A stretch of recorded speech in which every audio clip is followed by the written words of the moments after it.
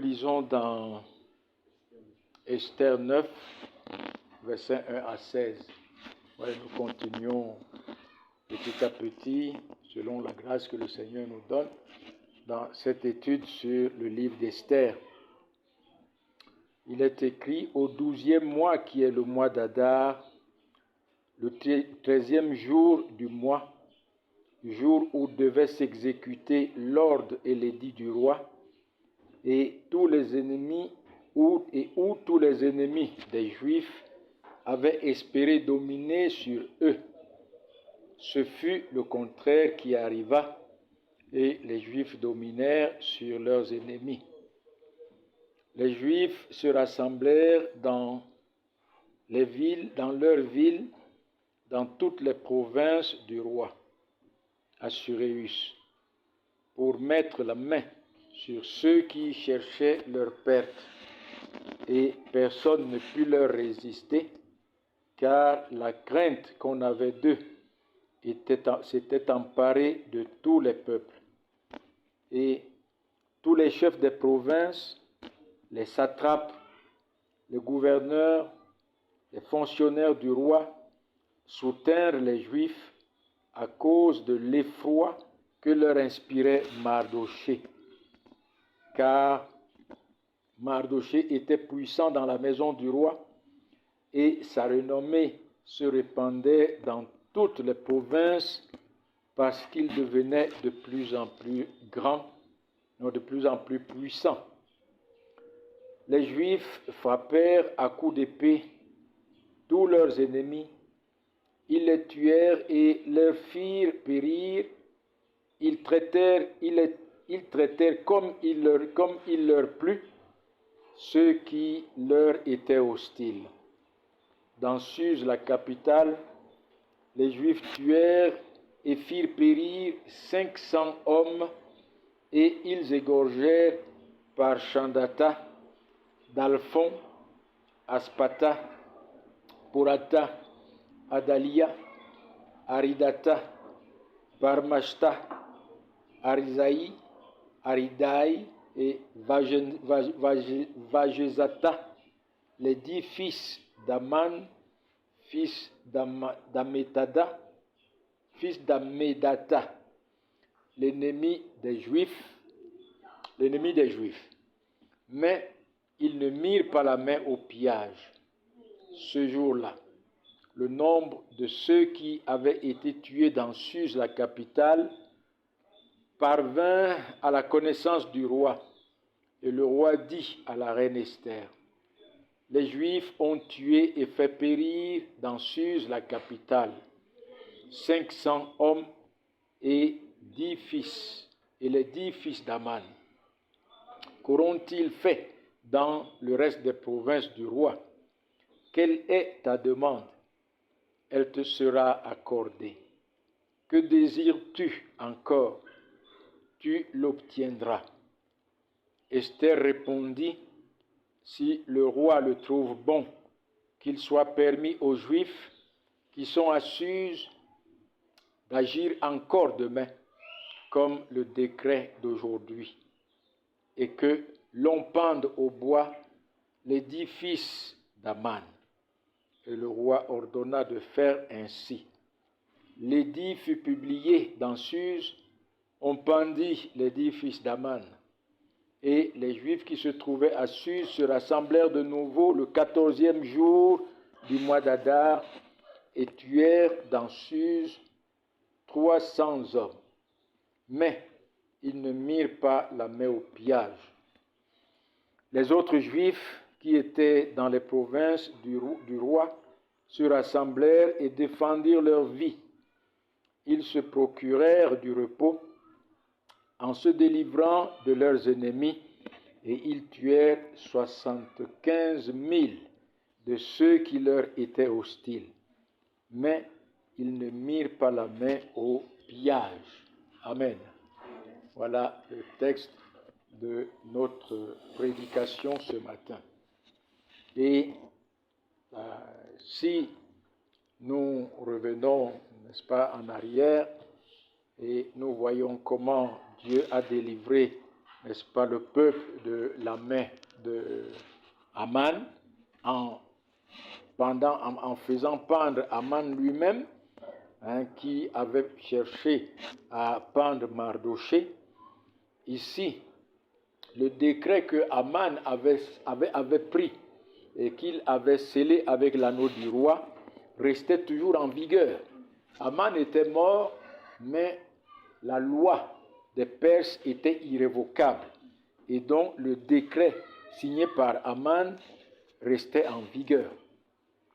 Et c'est pour cela que le roi, pour donner aux Juifs le moyen de se défendre, avait aussi ordonné à Mardochée de faire un autre édit et un autre décret scellé de l'anneau du roi, afin que les Juifs puissent se défendre. Mais ici, ce que nous voyons dans ces 16 premiers versets de ce chapitre, c'est la victoire de l'Éternel sur les ennemis de son peuple. Voyez, cette portion de l'Écriture nous enseigne que l'Éternel est la force de son peuple. Que les ennemis de son peuple ne triompheront jamais. Et cela doit nous sécuriser. Voyez, nous sommes toujours craintifs. Nous sommes toujours tremblants. Nous sommes toujours inquiets. Mais lorsque nous lisons ces Écritures, c'est des histoires vraies. C'est des histoires vraies qui nous ramènent au présent, parce que l'Éternel est le même hier, aujourd'hui et éternellement. Il ne change pas. De la même manière, il a été à Suse et dans les provinces du royaume, dans le royaume perse, avec les Juifs qui y étaient dispersés. C'est la même manière qu'il est aujourd'hui avec son peuple dispersé de toute tribu, de toute langue, de tout peuple, de toute nation. Son peuple racheté en Jésus-Christ et par Jésus-Christ. Voyez, mes amis, et voyez, c'est vraiment une consolation. Nous trouvons en Christ, notre Dieu, une consolation, un réconfort. Voyez, c'est ce qu'il a accompli d'ailleurs sur la croix, n'est-ce pas, en dépouillant tous nos ennemis et en les livrant publiquement en spectacle par le sang de sa croix. Voyez, par le sang de sa croix. En réalité, nos ennemis, lesquels Christ est venu pour nous délivrer, tous ont été vaincus. Tous sont vaincus. Et aucun ne nous nuira plus jamais. C'est vrai qu'il y a toujours le péché qui est là. Vous voyez son influence. Parfois même nous y tombons, nous y nageons. Mais nous avons cette assurance. Nous avons cette assurance que rien ne nous séparera de l'amour de Dieu manifesté en Jésus-Christ, sans que cela nous encourage aucunement. Nous avons cette assurance que si nous avons péché, nous avons un avocat auprès du Père, Jésus-Christ, qui s'est donné lui-même en rançon pour tous ceux dont il est venu sauver. Et nous avons donc ici ce réconfort et cette consolation que nos ennemis ne triompheront jamais. Jamais. Voyez, jamais. La première des choses que nous voyons, c'est que les hommes laissés à eux-mêmes ne peuvent que s'endurcir contre l'Éternel. Voyez dans le verset 1. Il y a quelque chose ici. Voyez les ennemis des Juifs dans le royaume, ils avaient vu le grand jugement que Dieu avait porté contre Naaman leur chef, contre Aman leur chef.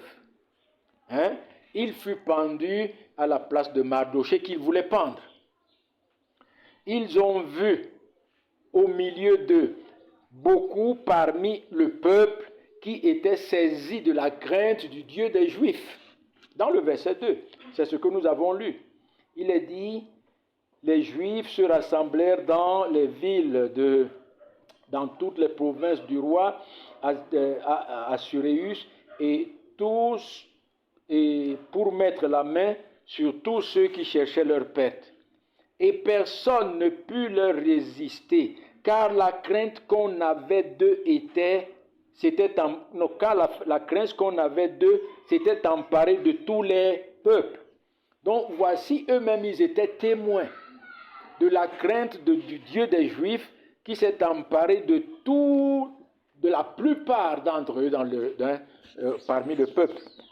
Et ils voyaient même comment les chefs des provinces, les satrapes, les gouverneurs et les fonctionnaires du roi soutenaient la cause des Juifs, à cause de la crainte que Mardochée leur inspirait. C'est ça que nous lisons au verset 3. Mais malheureusement, ces hommes n'ont pas tiré sagesse pour abandonner ce projet macabre que Aman s'était formé. Alors, ils se sont endurcis et ils prirent les armes contre les Juifs. Mais comme nous voyons, comme il est dit, eux qui pensaient avoir la victoire, eux qui pensaient dominer, n'est-ce pas, c'est eux qui avaient été dominés par les Juifs. Et cela nous rappelle aussi l'histoire de Pharaon en Égypte, n'est-ce pas? L'histoire de Pharaon en Égypte. Comment est-ce que cet homme a endurci son cœur contre l'Éternel? Lorsque Dieu a envoyé Moïse et Aaron viennent voir Pharaon et lui disent, l'Éternel dit de délivrer son peuple, de laisser aller son peuple. Pharaon dit à Moïse et à Aaron, qui est l'Éternel pour que j'obéisse à sa voix, en laissant aller Israël? Je ne connais pas l'Éternel, je ne connais point l'Éternel, je ne laisserai point aller Israël. Et malgré tous les miracles que Dieu fit en Égypte par la main de Moïse, il est dit que le cœur de Pharaon endurcit son cœur jusqu'au jour, au dernier miracle, n'est-ce pas, où Dieu a exterminé tous les premiers-nés d'Égypte. C'est là que Pharaon s'est réveillé. Mais il ne s'est pas vraiment réveillé pour laisser partir le peuple. Il voulait simplement venger son fils mort et tous les premiers-nés de l'Égypte morts. Il endurcit encore son cœur pour poursuivre le peuple d'Égypte, le peuple d'Israël, parce qu'il savait qu'ils étaient perdus dans le désert et qu'il les trouverait au bord de la mer pour les massacrer. Malheureusement, c'est lui-même Pharaon, n'est-ce pas, qui a été englouti dans la mer, massacré, lui et toute son armée. Et l'Éternel a démontré sa gloire et sa puissance, n'est-ce pas, sur cet homme qui s'endurcissait contre lui. Lisons dans Exode 14, versets 1 à 4 d'abord.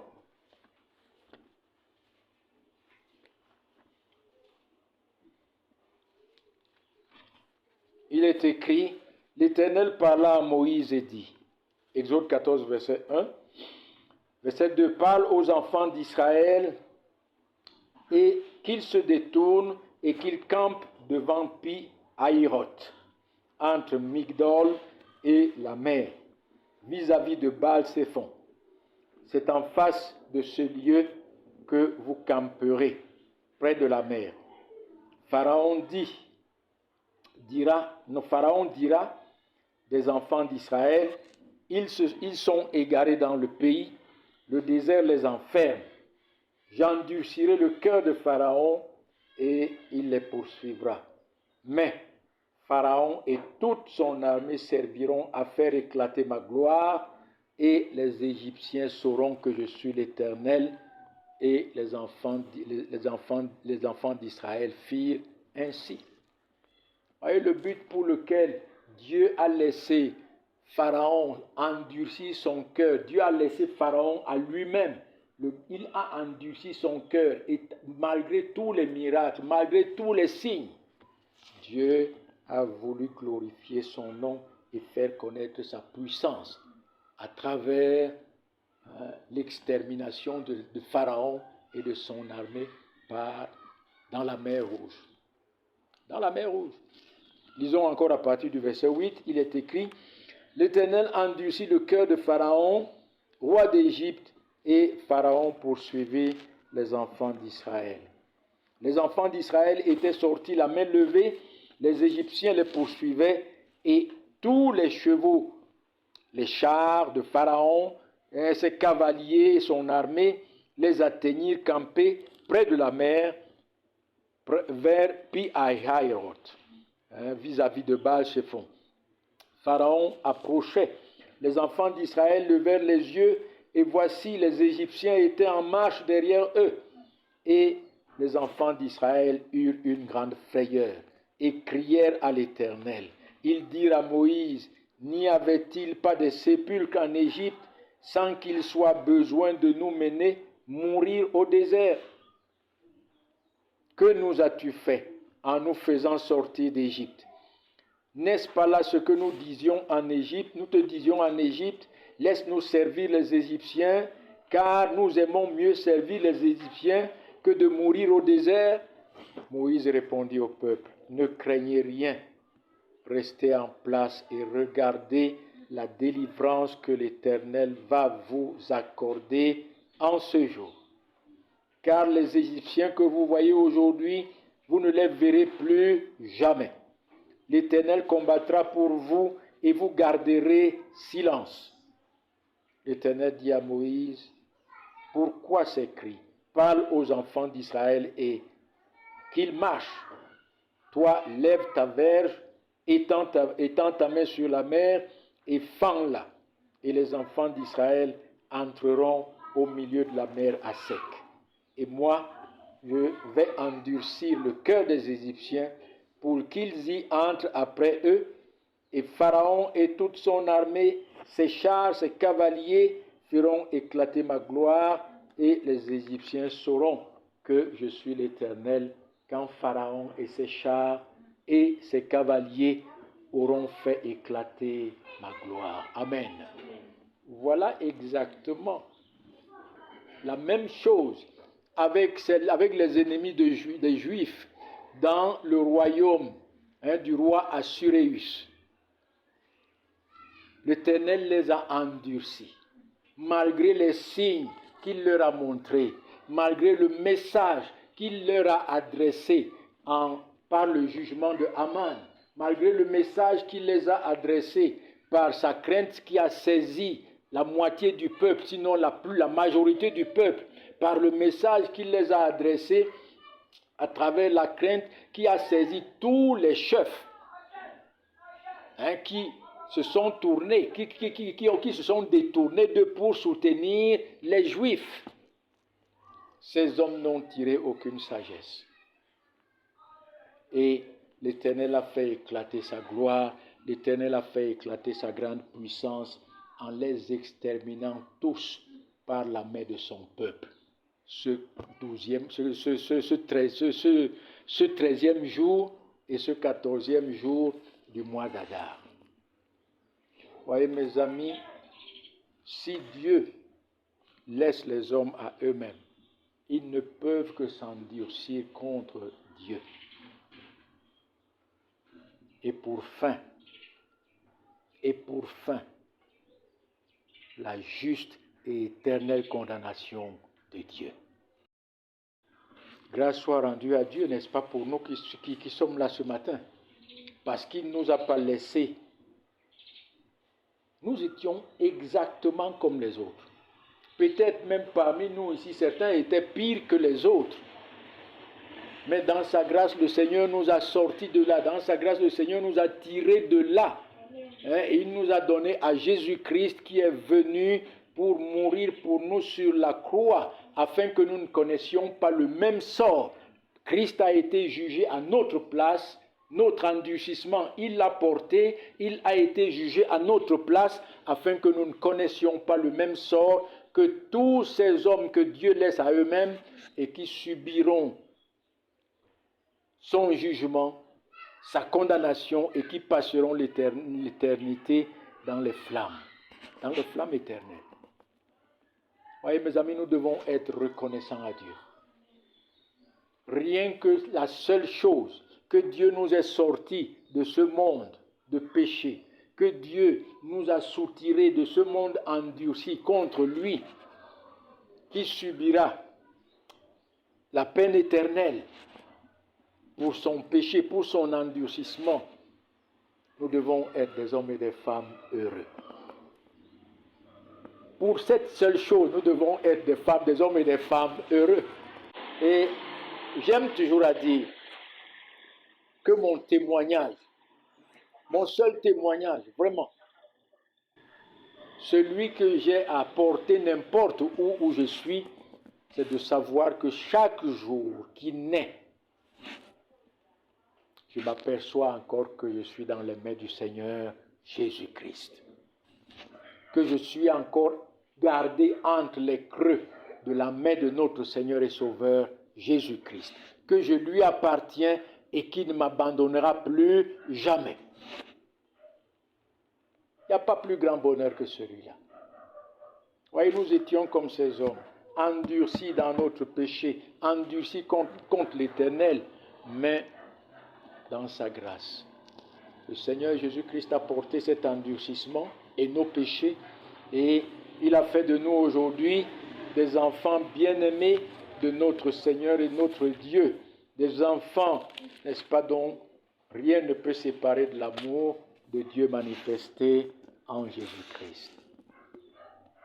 Quel bonheur, n'est-ce pas, de le connaître, et quel bonheur de lui appartenir. La deuxième des choses que nous commençons de voir ici, nous terminerons cela dimanche prochain, c'est la manière dont l'Éternel a tiré vengeance des ennemis de son peuple. Et premièrement, revenons dans le chapitre, dans le verset 2, Esther 9, verset 2, c'est en rassemblant souverainement son peuple comme un seul homme autour de Mardoché, leur chef. Vous voyez, dans toutes les provinces, les Juifs se sont rassemblés comme un seul homme autour de Mardoché, leur chef. Et c'est la première des choses que Dieu a faites souverainement pour donner la victoire à son peuple. Certainement, si son peuple partait de manière éparse, chacun de son côté, il n'y aurait pas de victoire. Il n'y aurait pas de victoire. Mais souverainement, il les a rassemblés. Dans chaque province, autour de Mardoché. Lisons cette vérité et cette instruction dans Ecclésiaste chapitre 4. Ecclésiaste, je ne suis pas encore là. Ecclésiaste chapitre 4 à partir du verset 9. Il dit « Deux valent mieux qu'un, parce qu'ils retirent un bon salaire de leur travail. Car s'ils tombent, l'un relève son compagnon. Mais malheur à celui qui est seul et qui tombe sans avoir un second pour le relever. De même, si deux couchent ensemble, ils auront chaud. Mais celui qui est seul, comment aura-t-il chaud? Et si quelqu'un est plus fort qu'un seul, les deux pourront lui résister et la corde à 3 fils ne seront pas facilement. Voyez, ça veut dire que si nous sommes ensemble, nous sommes plus forts et nous sommes plus que vainqueurs. Voyez. Et lorsqu'il dit deux valent mieux, deux valent mieux qu'un.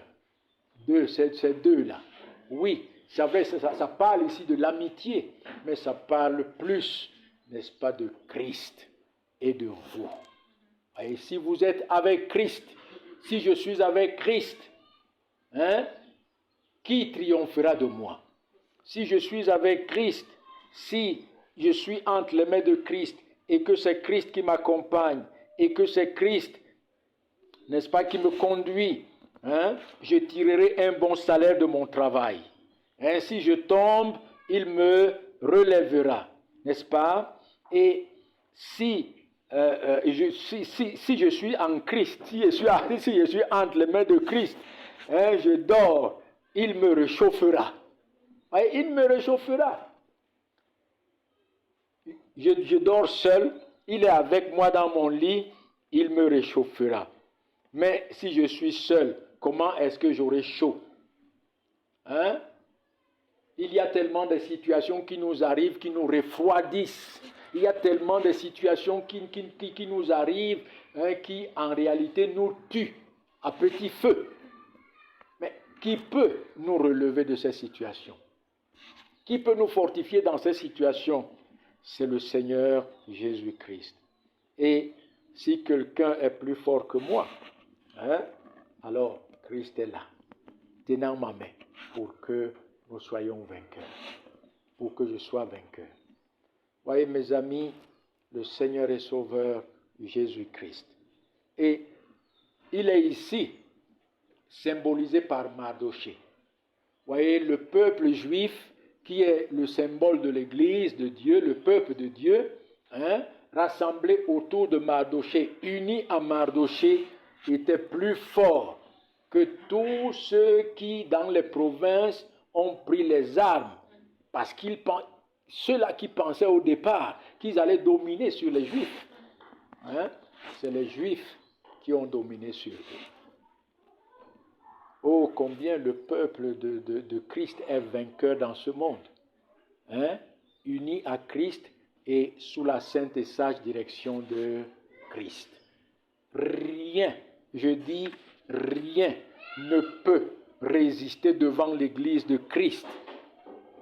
Quand cette Église est unie à la gloire de Christ et pour la gloire de Christ, pour ne rechercher que la gloire de Christ dans ce monde.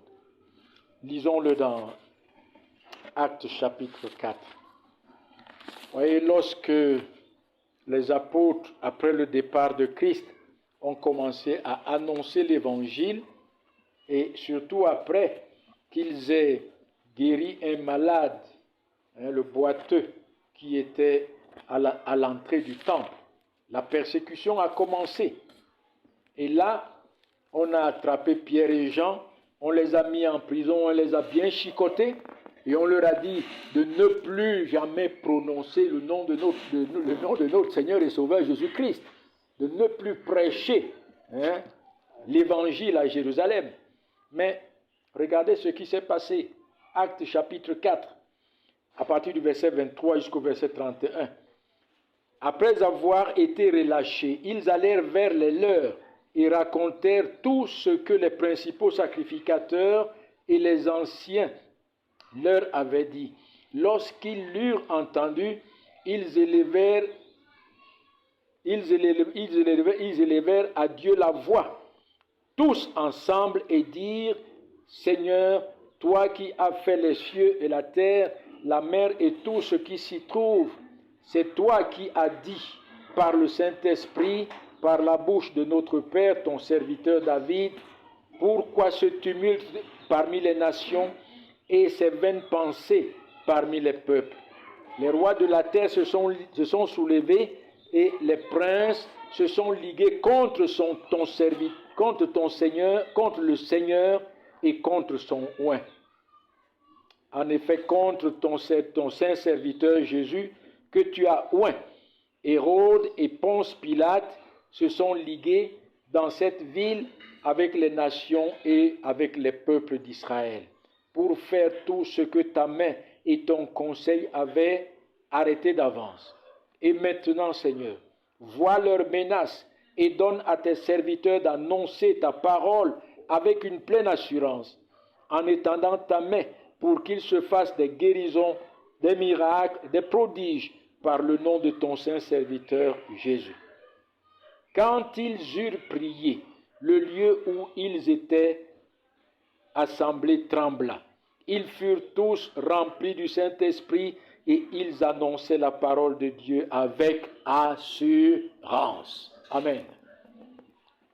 Si nous sommes rassemblés par la grâce de Dieu autour de Christ et sous la sainte et sage direction de Christ, sous la puissance du Saint-Esprit, rien ne peut nous résister. Voyez, on leur a donné l'ordre de ne plus jamais prêcher au nom de Christ.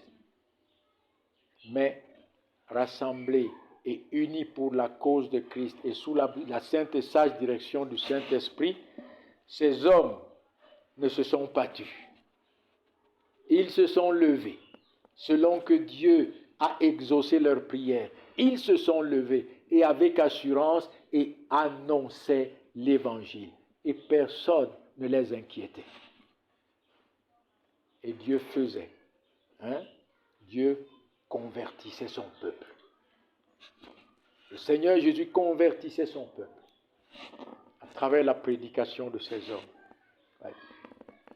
Rien ne peut nous résister. Et c'est pour cela aussi que le Seigneur Jésus-Christ dit, n'est-ce pas, dans Matthieu 18, le verset 9, il dit, si deux s'accordent pour demander une chose, elle leur sera donnée. Elle leur sera donnée. Lisons le passage. Matthieu 18. On laisse, puisque c'est moi qui lis, puisque j'enregistre. 19, j'ai dit. Il dit, je vous dis encore, si deux d'entre vous s'accordent sur la terre pour demander une chose quelconque, elle leur sera accordée par mon Père qui est dans les cieux. Car là où deux ou trois sont assemblés en mon nom, je suis au milieu d'eux. Amen.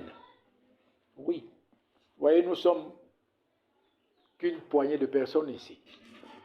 Mais en réalité, voici ce que le Seigneur dit. Si nous sommes là, assemblés en son nom, l'aimant, le levant en estime dans nos cœurs au-dessus de toute autre chose, unis pour sa cause, il n'y a rien que nous puissions lui demander pour sa gloire ici à Bafoussam et qu'il ne puisse pas nous donner. Parce que quelque peu que nous soyons, il est au milieu de nous, agissant en puissance, en amour et en gloire.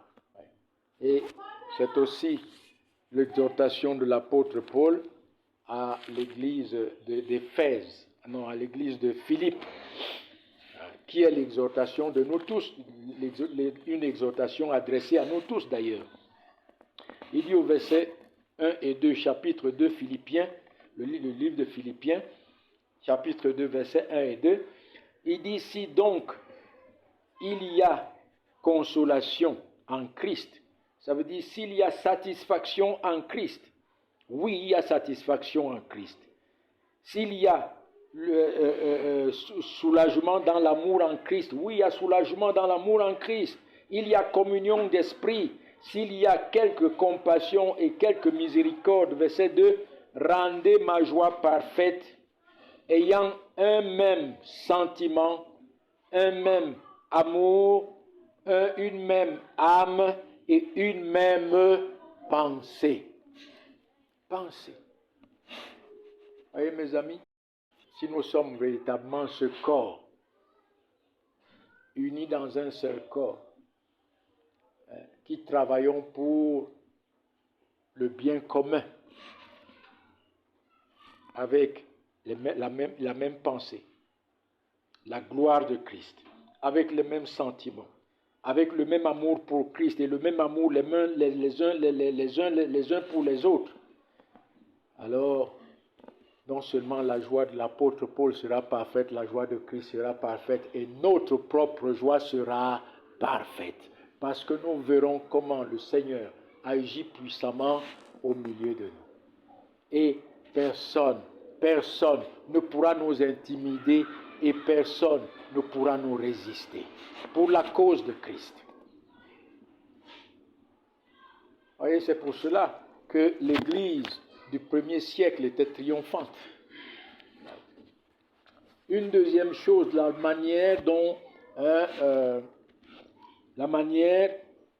l'Éternel a tiré vengeance de ses ennemis par la main de son peuple, c'est en répandant sa crainte et la crainte des Juifs dans le cœur des peuples de la province, des provinces du royaume. Revenons dans notre texte, c'est dans le verset 2 toujours.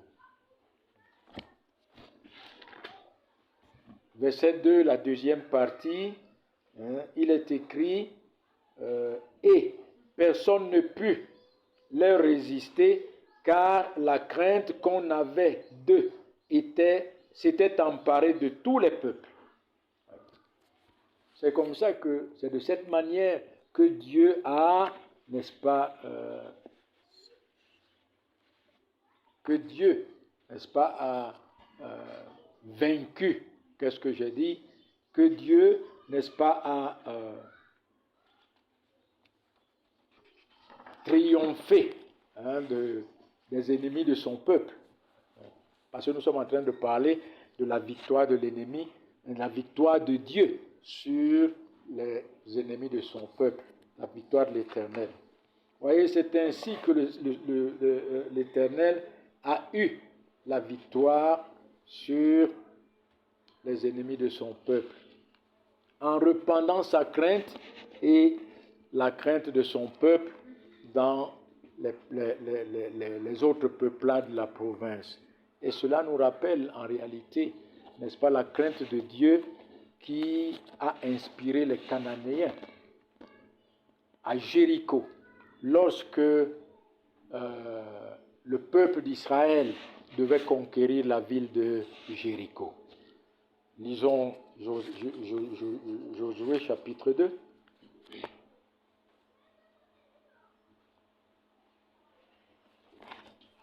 Josué chapitre 2 à partir du verset 8 à 11, je vais lire.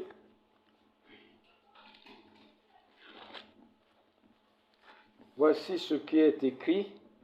Il est écrit: avant que les espions se couchent, Rahab monta vers eux sur le toit et leur dit: l'Éternel, je le sais, vous a donné ce pays. La terreur que vous inspirez nous a saisis et tous les habitants du pays tremblent devant vous. Car nous avons appris comment, à votre sortie d'Égypte, l'Éternel a mis à sec devant vous les eaux de la mer Rouge, et comment vous avez traité les deux rois des Amoréens au-delà du Jourdain, Sion et Og, et que vous avez dévoués par interdit. Nous l'avons appris et nous avons perdu courage, et tous nos esprits sont abattus à votre aspect, car c'est l'Éternel votre Dieu qui est Dieu en haut dans les cieux et en bas sur la terre. Voyez mes amis, Dieu a inspiré, il a répandu sa crainte dans les cœurs du peuple, dans les cœurs de ces peuplades, au point où tous avaient perdu courage. Voyez mes amis, notre Dieu est un feu dévorant. Il est un feu dévorant. Nul ne peut résister devant lui. Et tous ceux qui s'élèvent devant lui seront abaissés. Tous, ils seront abaissés. Personne ne peut résister. En réalité, quel encouragement pour nous de savoir cela. Quel encouragement pour nous de savoir que c'est ce Dieu qui est notre Dieu.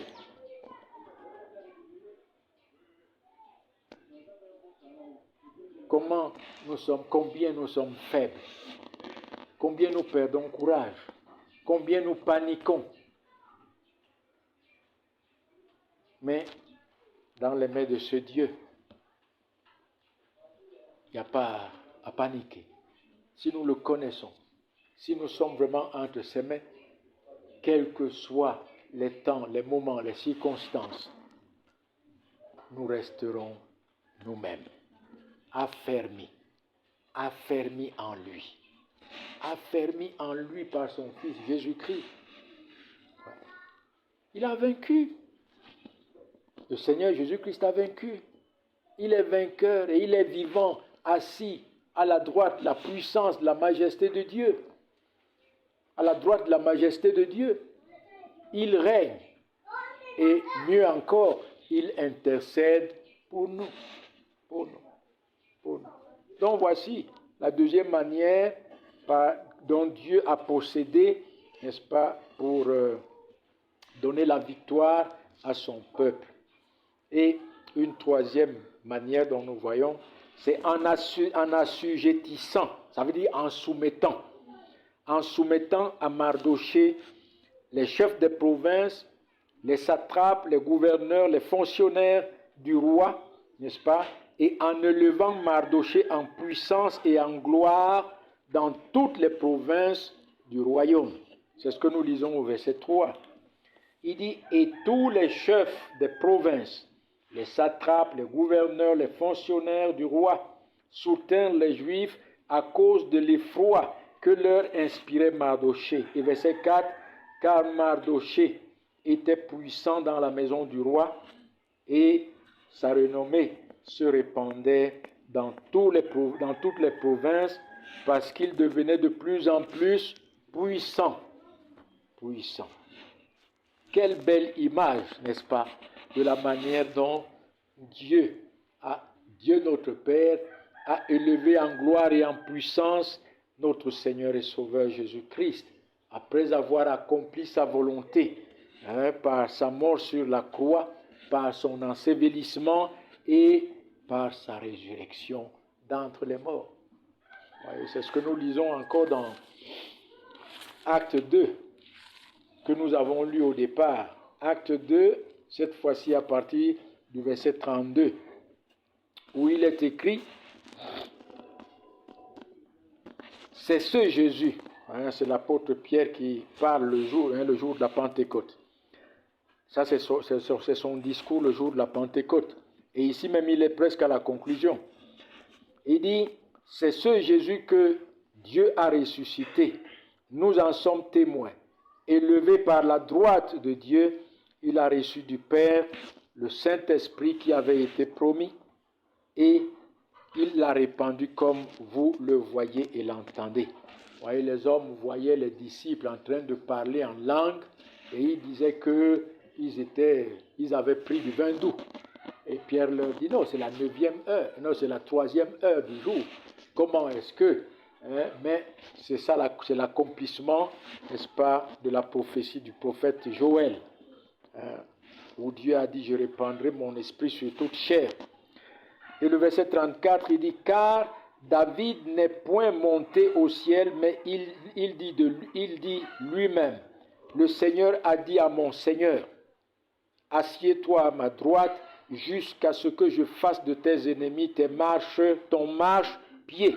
Que toute la maison d'Israël sache donc avec certitude que Dieu a fait Seigneur et Christ ce Jésus que vous avez crucifié. Amen. Voilà comment Dieu a élevé, n'est-ce pas, le Seigneur et Sauveur Jésus-Christ, l'a élevé souverainement, le Seigneur et Sauveur Jésus-Christ, en gloire et en puissance, comme nous voyons ici Mardochée, qui est le symbole de notre Seigneur et Sauveur Jésus-Christ. Et c'est aussi ce que le prophète David, toujours, prophétisait dans le psaume 18. Lisons le psaume 18.